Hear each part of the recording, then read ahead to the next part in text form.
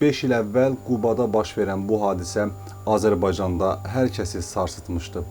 Ukraynada təhsil alıb kəndə qayıdan gənc bir şəxs öz əmisinin gəlinini qaçıraraq Bakıya gəlmişdilər və onların arxasınca gələn oğlanın qohumları, yəni gəlinin ərinin qohumları onların Bakıda tapması və Qubaya apararaq orada kənd divanı quraraq dəhşətli bir əmələ imza atması isə tükürpədən bir filmə bənzəyir. Başlayaq.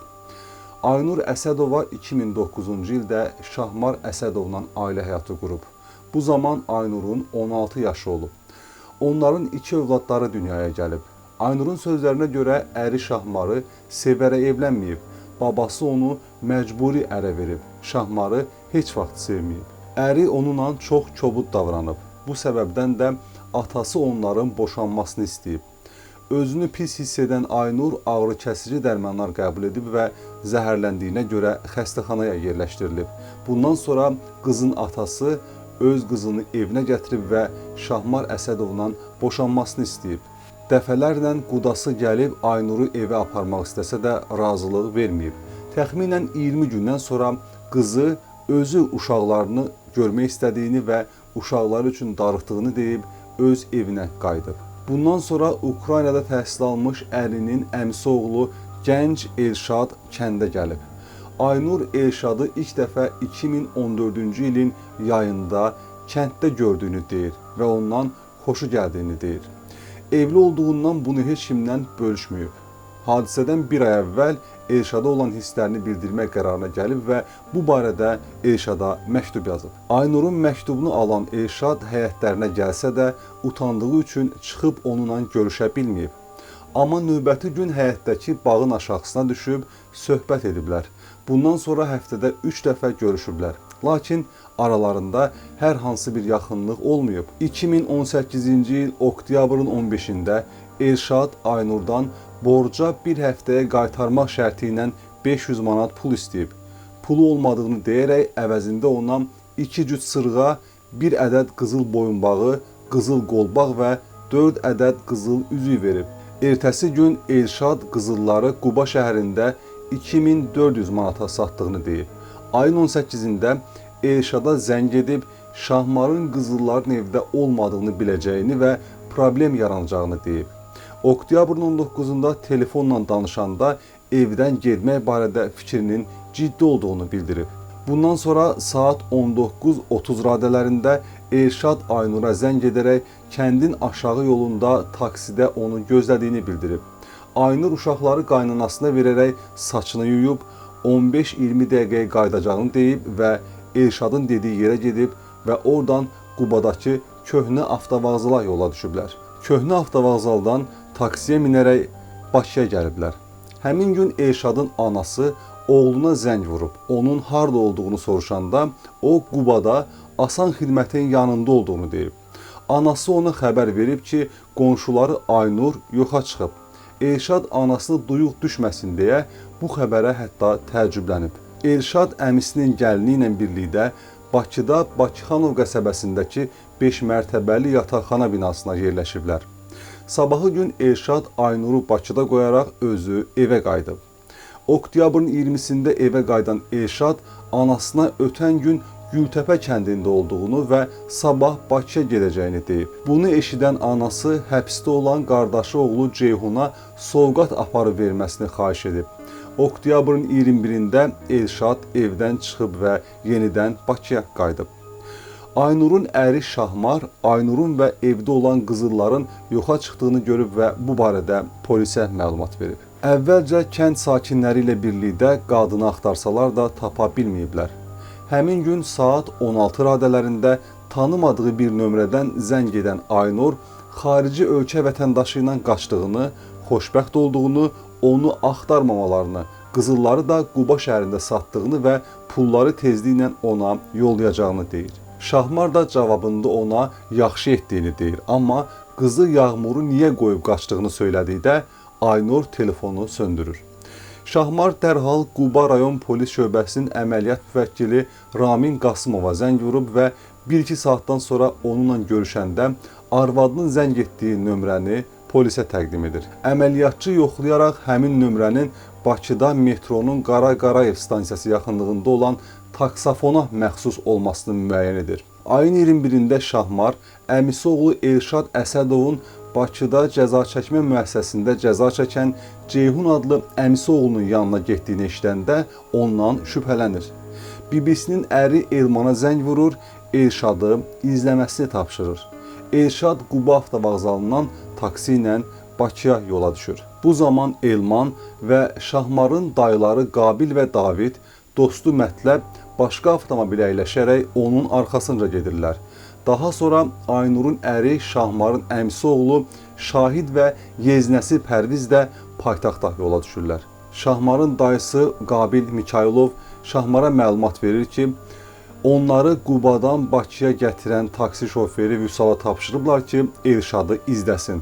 Hazırda Elşad hara getsə, Vüsal onu izləyir. Taksi sürücüsü 5-10 dəqiqədən bir onlara zəng edir və növbəti dəfə əlaqə saxlayanda Elşadın metroya mindiyini, stansiyaların birindən isə qadın ayaqqabısı aldığını deyir. Elşadın qadın ayaqqabısı alması bu qanunsuz detektivləri biraz da şübhələndirir. Taksi sürücüsü Elşadı axıra kimi izləyib, zəng edib onun Bakıxanov qəsəbəsində doğum evinin qarşısında yerləşən 5 mərtəbəli yataqxanaya girdiyini deyir. Bu məlumatdan sonra Şahid, Pərviz, Mətləb, Elman, Qabil və David ikinci mərtəbəyə qalxır. Elşadın girdiyi mənzilinin qapısını döyürlər. Elşad isə təbii ki, bu prosesdən xəbərsiz olduğuna görə bilmədən qapını açır. Qapı açılan kimi onlar içəri daxil olurlar. Dayılarından biri ona zəng edərək Elşadla Aynuru tapdıqlarını, onların bir yerdə olduqlarını Şahmara, yəni Aynurun ərinə məlumat verir. Şahmar isə dayılarından və qohumlarından xahiş edir ki, onların hər ikisini kəndə gətirsinlər. Sizin sağ salamat bir maşınla tülərə gətirəcəm. Polis bilməsə, heç kim bilməsə. Heç kim biləndə görür. Qabil Mikailov Aynura cəmaatın narahat olduğunu, ona görə də mütləq rayona getməli olduqlarını deyəndə, Aynur öldürüləcəyindən qorxduğundan əvvəl getmək istəmir. Amma Qabil söz verəndə ki, heç kim ona əl vurmayacaq, razılaşırlar. Onları Qubadan Bakıya gətirdiyinə görə, eyni zamanda Elşadı izlədiyinə görə Vüsal adlı taksi sürücüsünə 100 manat pul verirlər. Bakıxanov qəsəbəsindən Şamaxinka adlanan əraziyə gəlirlər və ayrı-ayrı maşınlara oturub Qubaya qayıdırlar. Aynur yolda Elşadı sevdiyini, öz istəyi ilə onunla Bakıya gəldiyini deyir. Quba şəhərinə çatandan sonra dayısı Aynuru Heydər Əliyev prospektində yerləşən evinə aparır. Şahmarın atası Nəbi, qardaşı Pərviz, əmisi Rövşən, dayısı Nazim və daha 6 nəfərlə birlikdə 4 avtomobillə kəndin mərkəzinə yollanırlar.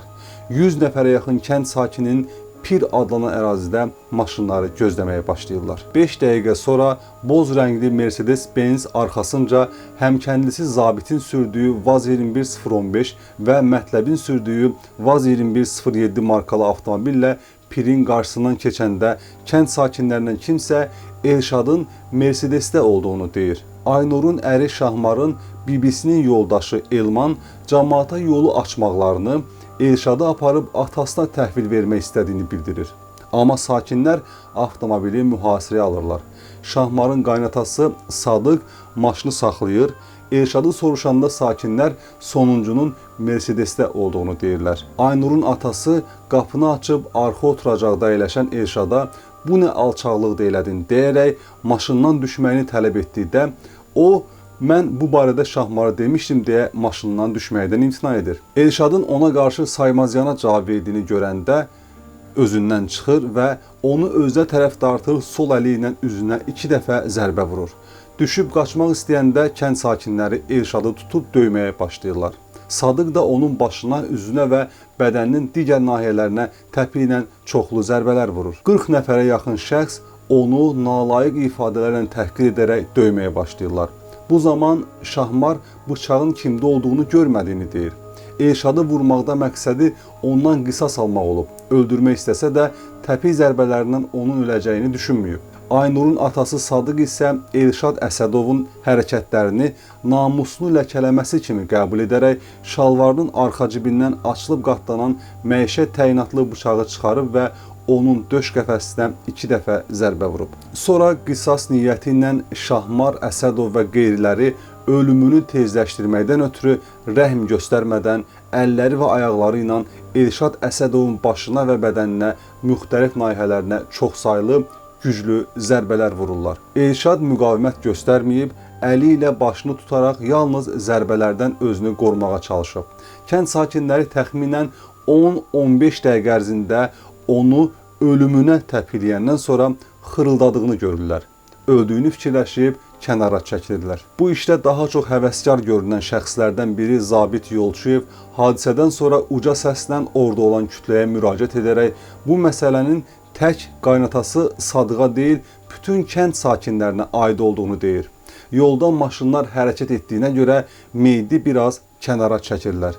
Yerə düşən bıçağı tapıb maşının bagaj hissəsinə qoyurlar. Şahmar Əsədov qeyd edib ki, arvadını qaçırmaqla namusuna toxunduğu üçün Elşad Əsədovun ölməsinə peşman deyil. Düşünür ki, o cür əqidədə olan adamın yaşamağa haqqı yoxdur. Şahid qismində dindirilmiş Quba rayon polis şöbəsinin əməliyyat müvəkkili Ramin Qasımov ifadəsində göstərib ki, oktyabrın 21-də Tülər kəndinə çatanda mərkəzdə təxminən 50-60 nəfər kənd sakininin toplaşdığını və Elşad Əsədovun meyidinin yolun kənarında olduğunu görüb. Hadisə yeri müayinə olunduqdan sonra orada olan 30-40 nəfər şöbəyə aparılaraq ifadələr alınıb. Araşdırma nəticəsində Sadıq Dadaşovun Elşad Əsədov bıçaqla, digərlərinin isə təpi ilə vurduqları müəyyən olunub. Məhkəmədə Sadıq Dadaşov və Şahmar Əsədov özlərini qismən təqsirli biliblər. Pərviz Əsədov, Mətləb Muxtarov, Zabit Yolçuyev və Nazim Mikailov isə özlərini təqsirli bilməyiblər. Zərər çəkmiş şəxsin hüquqi varisi təqsirləndirilən şəxslərə ömürlük həbs cəzası istəyib. Bakı Ağır Cinayətlər Məhkəməsinin hökmü ilə Aynurun həyat yoldaşı Şahmar Əsədov və atası Sadıq Dadaşov 18, Pərviz Əsədov və Mətləb Muradov 17, Zabit Yolçuyev və Nazim Mikailov 16 il müddətinə azadlıqdan məhrum ediliblər.